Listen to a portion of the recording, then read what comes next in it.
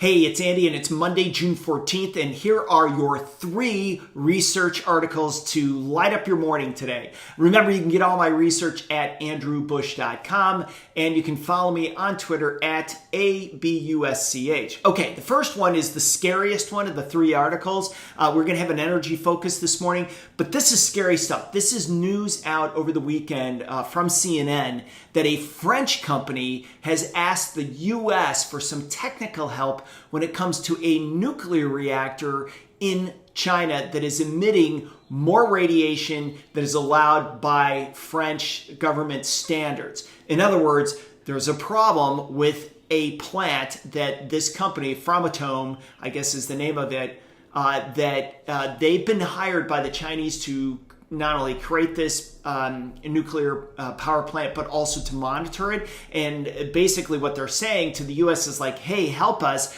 This thing is emitting more radiation than is allowed by our government, and the Chinese government doesn't seem to be doing anything.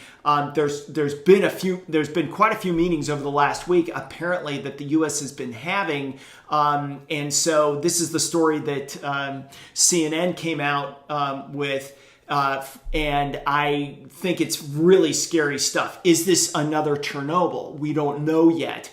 But what I would say is this, the question that jumps in my mind is, hey, the plant came out and said that all their environmental readings are normal right now. So my question is the person who put that out, or are the group of people from the Taishan nuclear power plant the same people that ran that ultra marathon where 21 people died?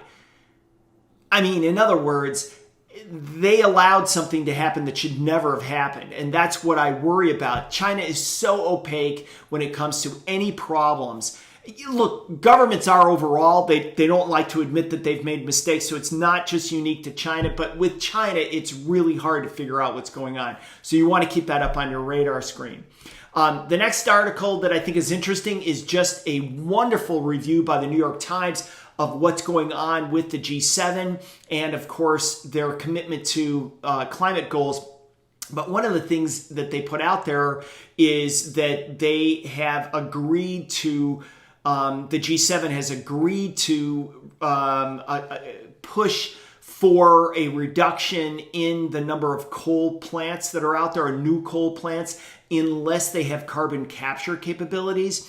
So this isn't a big step forward. This isn't the G7 saying no to coal at all. But it's fascinating that they didn't go as far as a lot of environmentalists wanted. It's a good read. It's a good read for anybody who's in the power generation field, just because it kind of covers what's going on there. There's all sorts of things that are happening in the United States on the environment, but this is a global stage, and this is something that the G7 are doing. Europe is much farther ahead when it comes to climate change as far as making changes to try to address it.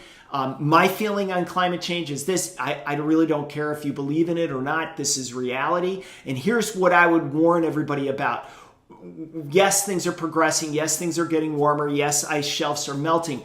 But honestly, we're one environmental, massive disaster away from this being just ultimately supercharged beyond where we're at right now. So you really want to keep an eye on this, because it's going to change the way people approach climate change. And so I think that's what's coming. So prepare now or face the consequences later.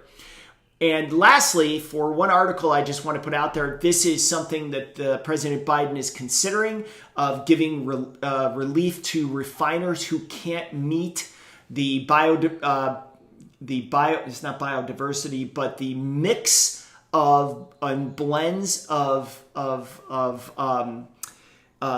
things like ethanol and cellulosic ethanol and things like that they're supposed to meet when they refine gasoline. Obviously, here we are in the midst of summer where the demand is super high for gasoline, but these refineries, especially on the East Coast, are just screaming because RINS, this is, and I don't want to get too technical on this, but this is something that those guys have to buy to meet these standards that were put out by the EPA, and they have literally doubled since 2016. They were at $1 before. Now they're around $2. no one can meet these standards. And this is really a major problem. Why does this show up? Why is this important to everybody? Because these refineries are going to start shutting down. And I think Delta has one. They have a refinery on the East Coast that they were using, obviously, for their planes. I think they're going to shut down because it's got something like $375 million worth of RIN costs that they just can't meet. So again, it's a good article. It's on Reuters. So just really the three articles are one's from CNN, one's from New York Times, and the other one's from Reuters. So check those three out. All on energy, all focused in that way today. All right, that's it for me, Andy Busch. Again, check out my research.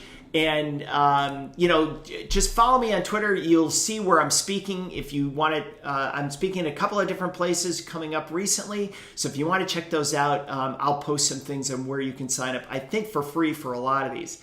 Thanks again and have a great week.